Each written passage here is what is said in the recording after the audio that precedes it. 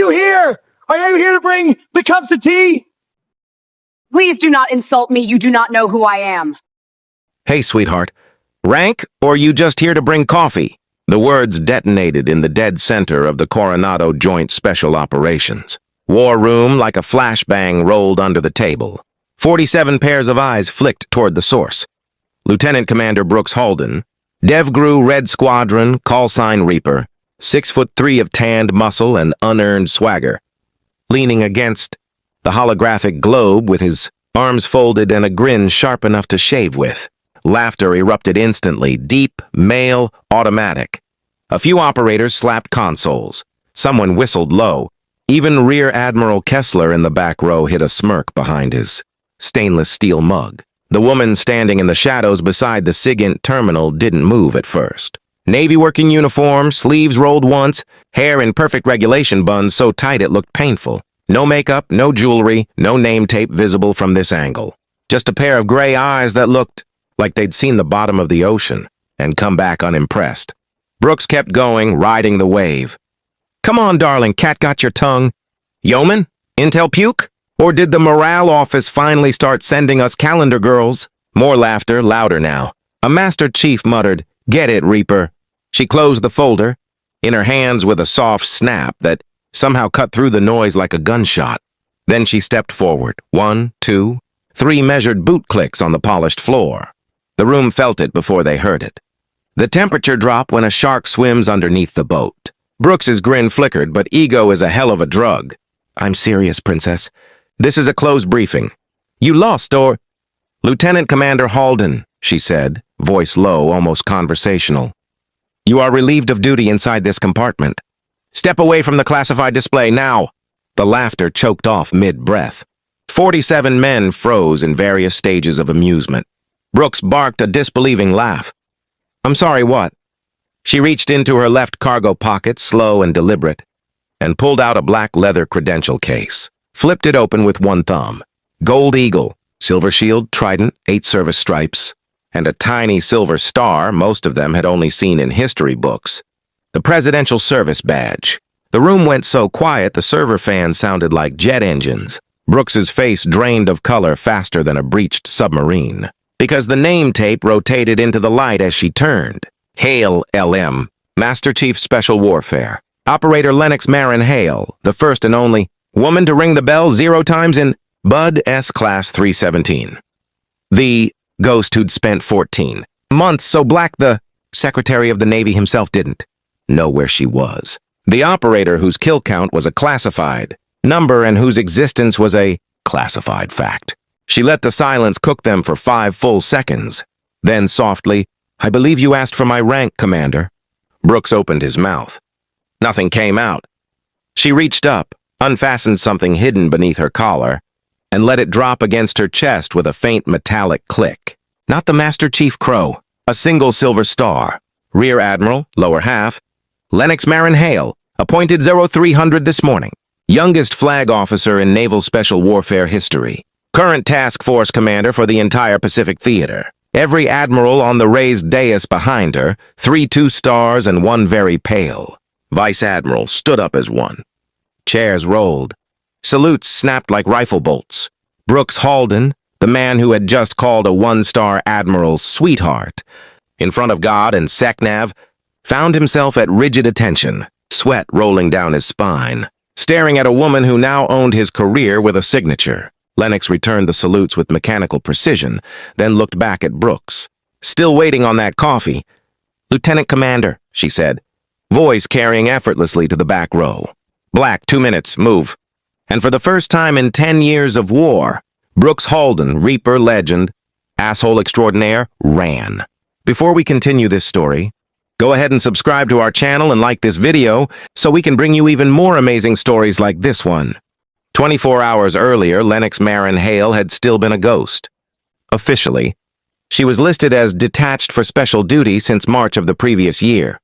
Unofficially, she had been running a compartmented cell so dark that even the cell's name was classified. 14 months living under non-official cover in places the United States government would deny ever sending her. She had come home 3 days ago on a C-17 with no manifest. carrying nothing but a go bag and orders sealed by the Secretary of Defense. The promotion to flag rank had been decided in a skiff beneath the Pentagon 6 weeks earlier, but the speed of it stemmed from a single satellite image taken above the South China Sea 9 Chinese warships conducting what looked like a dress rehearsal for an invasion of Taiwan, escorted by 2 carrier-killer ballistic missile brigades. The president had needed someone who understood both the underwater approaches to the island and the politics inside Beijing's Central Military Commission. There was only one name on the very short list. So they pulled Lennox out of the field, pinned a star on her in a 5-minute ceremony attended by 4 people, and flew her straight to Coronado to assume command of Joint Task Force 515, before China woke up to the fact that the U.S. had just put its most lethal underwater thinker in charge of the chessboard. But none of that was on her uniform yet. She had chosen to walk into the base in a plain NWU blouse with no rank for one reason: to see who noticed details and who saw only what they expected to see. Brooks Halden had failed the test spectacularly. She had known Brooks since Bud-S. Back then he'd been an officer candidate with a rich father and a louder mouth. She'd been Boat Crew 6's only female candidate. The one every instructor secretly hoped would quit so they wouldn't have to rewrite 2 decades of tradition. Brooks had been the loudest voice betting she'd ring out before Hell Week. She never rang the bell. He never forgot it. 10 years of deployments, medals, and ego had only calcified the resentment. Every time their paths crossed at Little Creek in Djibouti, in the Philippines, he found a new way to remind her she was still, in his mind, an anomaly who'd slipped through a crack. Lennox had ignored it the way a great white ignores a remora. She had bigger predators to hunt. But today the chessboard had changed. Today she outranked every living SEAL who'd ever called her sweetheart. And today she had walked into a room full of men who still thought the ocean belonged to them. The war room itself was cathedral-like. 3 stories of screens, fiber optic stars mapped on the ceiling, a 270-degree holographic globe that could zoom from planetary view to the pores on an enemy commander's face. It smelled of burnt coffee, hydraulic fluid, and the faint cologne of men who believed they were the apex species. Most of the operators present knew Lennox only as myth. A few had served with her when she was still an enlisted operator and had watched her outswim, outshoot, and outthink every one of them without ever raising her voice. They kept quiet, eyes sharp, waiting to see how this played. Brooks, standing at the globe, represented everything the community still quietly resented. The integration experiment that had worked too well. The woman who made the boys look slow. The one whose very existence forced them to question whether their brotherhood had been gatekeeping mediocrity all along. So when Brooks opened his mouth, it wasn't just one man's arrogance, it was 10,000 unspoken frustrations looking for a target. Lennox had expected it. She had walked in precisely to measure it, because war was coming, and she needed to know which of her warriors were ready to fight the enemy and which were still fighting the woman beside them. The next 48 hours were a masterclass in controlled detonation. Brooks Halden was removed from the war room within 4 minutes, escorted out by 2 stone-faced Master Chiefs who looked like they were enjoying it far too much. His security badge was suspended pending mast.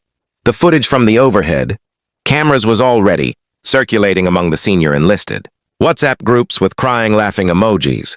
But Lennox didn't have time for victory laps. At 2200 that night, she chaired her first full briefing as task force commander. Every seat was filled. Nobody spoke unless spoken to.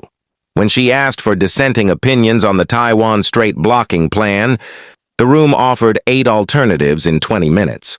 Better, sharper, more creative than anything produced in the previous 6 months, under the previous male admiral. Integration, it turned out, worked both ways. Yet the backlash was already forming in the shadows. By morning, anonymous accounts on military Reddit forks were posting grainy stills from the war room video with captions like, "Affirmative action, Admiral. School SEAL. You love to see it? Not. And when DEI takes command of your carrier group." Someone had doctored her service photo to put devil horns on her head. Inside the teams, the old guard closed ranks. a lieutenant from Red Squadron, cornered one of Lennox's few female chiefs in the chow hall and jokingly asked if the new Admiral would be issuing pink Tridents next. The chief broke his nose in 2 places. Both were written up. The lieutenant's buddy started calling her Chief Mike Tyson behind her back. Lennox read every report. Said nothing. Then came the real test. Chinese reconnaissance flights began, probing the first island chain. At dawn 3 days later, 2 J-20s buzzed a U.S. destroyer inside 12 miles. The Roosevelt carrier group went to general quarters. Half the internet exploded with World War III headlines. In the war room, Lennox ordered a response that was pure poetry. 2 Virginia-class submarines surfaced. Simultaneously in the Luzon, straight inside China's own declared air defense zone, a move so brazen it forced Beijing to either escalate or blink. They blinked. The J-20s withdrew. The Pentagon called it the most elegant piece of coercive diplomacy since Kennedy. Twitter called it "Girl Boss Saves the World." The SEAL teams called it something else. Brooks Halden, still on base awaiting captain's mast, used his last day of network access to send a group email to every DEVGRU operator he'd ever served with. Subject line: Standards matter. The email claimed Lennox's promotion was political, that she had never led troops in combat, a lie, that putting her in charge risked American lives for optics. Within hours, the email was on Fox News. Lennox was summoned to Washington. The Senate Armed Services Committee wanted to know if the United States Navy had just put an untested female officer in charge of the most dangerous theater on Earth. The chairman, a senator from Alabama who had never heard a shot fired in anger, leaned into the microphone and asked if Admiral Hale believed her gender, gave her unique insight into Pacific strategy, or if she was simply the diversity hire the administration needed before midterms. The room was packed with cameras. Lennox, in dress blues for the first time in public, looked straight into the lens and answered in a voice that could have frozen hell. "Senator, my gender gives me the same insight yours does. None. My insight comes from 14 years of putting warheads on. Foreheads in places your clearance doesn't reach. If you'd like a classified briefing on how many Chinese generals currently fear sleep because of decisions I made last week, I'm happy to provide it.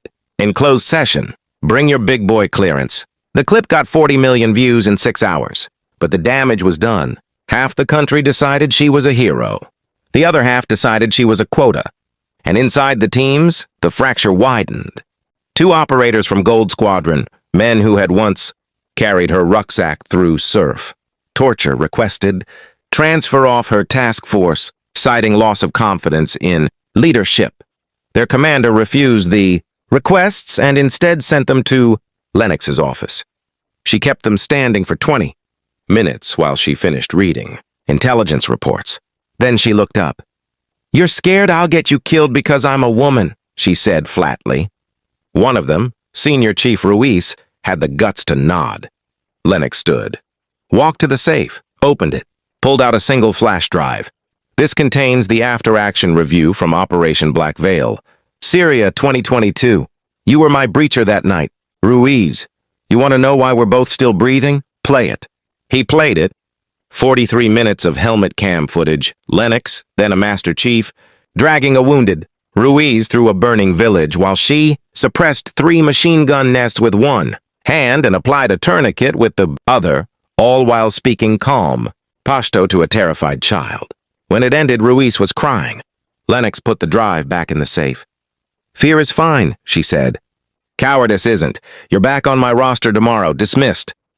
But the war outside kept escalating, and the war inside refused to die. 72 hours later, the Chinese called the bluff.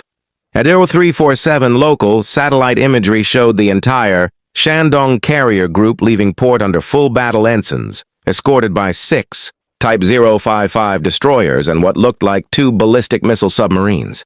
Course, straight down the middle of the Taiwan Strait. The president convened the National Security Council. The decision: hold the line, but do not fire first. Lennox was given operational control of every submarine, surface ship, and special operations asset in the Western Pacific. Her orders: make China back down without turning the Pacific into a nuclear lake. She chose the most dangerous play in the book. At 0200 the next morning, 3 U.S. attack submarines, Michigan, North Carolina, and Illinois, surfaced simultaneously in a perfect triangle around the approaching Chinese fleet, less than 20 miles off Xiamen. Simultaneously, 2 SEAL delivery vehicles detached from Michigan and inserted 2 8-man platoons onto the Chinese-held Paracel Islands territory Beijing had militarized illegally a decade earlier. The platoons seized the main radar station in under 9 minutes, planted explosives, and broadcast on open channels. This is United States Navy. You are occupying disputed territory. Withdraw in 60 minutes, or we finish what Reagan started in 1988. Beijing went berserk. The internet went berserk. Half the U.S. Congress demanded Lennox be relieved for starting World War III. And in the Coronado war room, Brooks Halden, whose mast had been postponed because every lawyer was busy, watched the screens with the rest of the world and whispered to the operator beside him, loud enough for microphones to catch, "Told you. She's going to get us all killed." The operator beside him was Senior Chief Ruiz. Ruiz turned slowly. "Shut your mouth, sir. That woman just saved your worthless life again." On the main screen, the Chinese fleet executed a 180-degree turn. So sharp 2 destroyers nearly collided. They were retreating. The war room erupted in cheers, then fell silent as Lennox walked in, still wearing the same NWU from 3 days ago, eyes bloodshot, hair escaping her bun in wisps. She looked at the screens, looked at the room, looked at Brooks. Then she did something no one expected. She took the microphone for the all-hands circuit that reached every ship, sub, and squadron under her command. "This is Admiral Hale. Stand down from General Quarters. The People's Liberation Army Navy has reconsidered its poor life choices. We will now resume normal peacetime operations, which means training like we fight and treating each other like human beings. If anyone in this task force still has a problem with my gender, my race, or the fact that I outrank you, you have 2 choices. Request transfer today, or show up tomorrow ready to be the best damn warrior you can be. There is no third option." "Hail out!" She set the microphone down, looked straight at Brooks Halden, and said the 4 words that ended his career. "You my office, now." The room watched him walk the Green Mile. Behind closed doors, she didn't scream. She simply handed him a letter already signed by the Chief of Naval Operations. Immediate detachment to a desk in Millington, Tennessee, for the remainder of his obligated service. No more Trident, no more deployments, just spreadsheets until retirement. He stared at the paper like it was written in blood. "You can't," he started. "I just did," she said. "You spent 10 years trying to prove I didn't belong. Congratulations, you finally succeeded in proving you don't." He left the office 10 minutes later without his Trident, tears cutting tracks through 3 days of stubble. The war room cameras caught the exact moment he walked past the screen showing the Chinese fleet still running for home. Nobody clapped. They just went back to work. 6 months later, the world had moved on, but Coronado had not.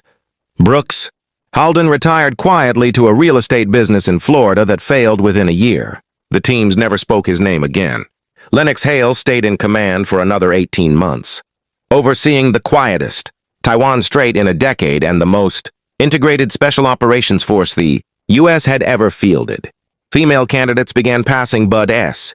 at the same rate as men, not because standards dropped, but because the culture finally stopped trying to weed them out for sport. On the day she finally turned over command, the entire task force turned out on the pier, thousands of sailors, Marines, SEALs.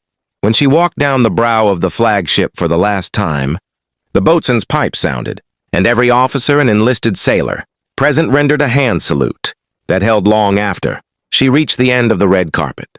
No one called her sweetheart. They called her Sir. To. And when a young female ensign, first in her class at Annapolis, first in her family to ask for DEVGRU, approached her shyly with a cup of coffee, black, Lennox took it with a small smile. "Thank you, Ensign," she said. "But next time, bring enough for the whole watch."